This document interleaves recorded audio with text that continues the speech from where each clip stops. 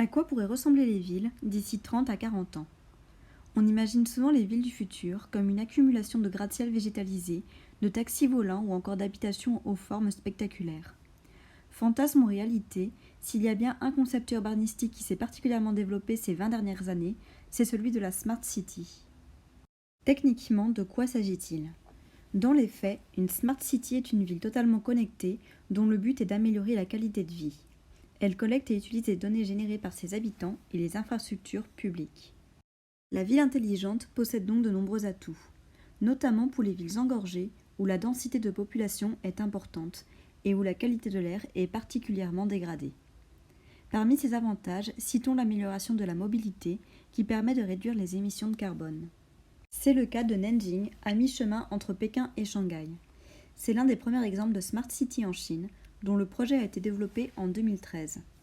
Pour diminuer le trafic routier, la ville a fait installer des capteurs à bord des bus, voitures et taxis. Ceux-ci permettent d'informer les habitants en temps réel directement depuis leur smartphone. Depuis, les embouteillages ont fortement diminué. Direction à présent le continent européen et plus précisément la Norvège à Oslo.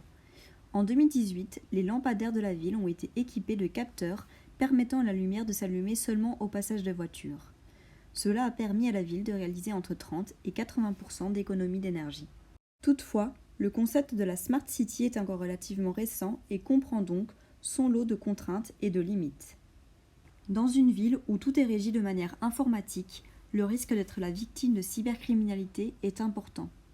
Si des hackers réussissent à pirater le système numérique d'une ville, ils mettent aussi la main sur toutes les données, notamment médicales, de l'ensemble de ses habitants.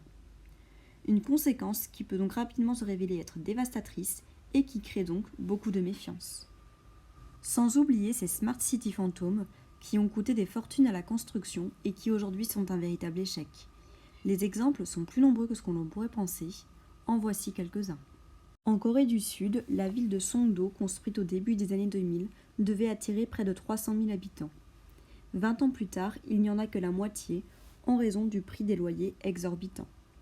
Autre ombre sur le tableau, il s'agit soi-disant d'une ville durable, alors que son électricité provient de centrales à charbon de villes voisines. Aux Émirats arabes unis, la ville de Masdar, non loin d'Abu Dhabi, et toujours en construction, était censée être un tremplin pour attirer les grandes entreprises et les travailleurs. Le projet a fait un flop total et accueille à peine aujourd'hui 2000 habitants, principalement des étudiants. À nouveau, la ville censée être verte s'alimente grâce à des sources de pétrole. Au Canada, à Toronto, Google devait installer un important quartier technologique au cœur de la ville. Il devait générer près de 44 000 emplois, mais le projet a finalement été abandonné. Officiellement, on cite la crise du Covid-19. Officieusement, ce sont les habitants qui se sont opposés à ce projet, inquiets de l'exploitation de leurs données personnelles. Vous l'aurez compris, le concept de ville intelligente est un projet très ambitieux. Et bien que ses avantages ne soient pas négligeables, ses inconvénients montrent qu'il s'agit bien souvent plus d'une utopie que d'une réalité. On peut donc comprendre que la Smart City reste encore pour le moment un projet en construction.